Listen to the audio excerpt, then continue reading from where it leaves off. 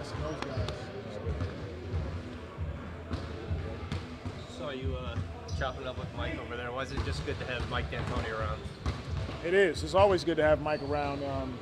Just a fun guy to be around, and I'm picking his brain about our offense, what some things that I can do or we can do to be more creative, keep the floor open, and he's seen it all. And so, like I said, it's always good to have Mike here.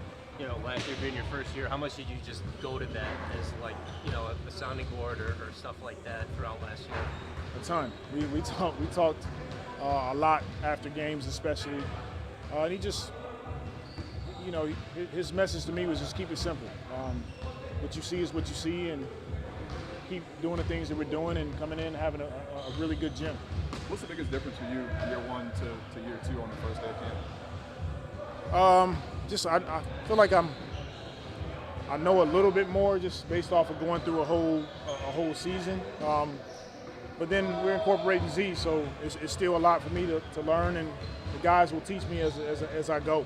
So you brought him up first. So how was working him back in and working a big guy back in? He was good. He was great today. He got up and down. We didn't do a ton in the morning session. We'll come back at night and play a little bit more live, and so it's going to be a progression with him. What was the main message you tried to get across today, first day of camp? The main message is last year I felt we were a pretty resilient group, and it was fitting. This city, the things that people overcome here, and this year I just think we got to be relentless. We're still hunting. We still have a lot that we want to accomplish, and the work starts now. And you mentioned it yesterday, but how much does it help your process that you brought so many guys back so they kind of understand the system, understand what you're demanding, all that kind of stuff? It helps a ton. It's easy to put in concepts. It's easy to put in your defense and your offense because pretty much all of the guys are coming back from last year. So we're probably a step ahead in that way, but we just have to push to continue to be better. For you as a coach, what did it feel like to have him out there, have Zion out there today, and you get to see the team that you originally thought you were kind of signing on to coach? I'm just happy for Z more than anything. I'm happy for him, his family. It's been a long recovery. Even going back to the season that he did play, he missed a few games towards the end of the season. So I know for him, this is a big step. Getting to practice, working some kinks out, and we'll just keep working together from there.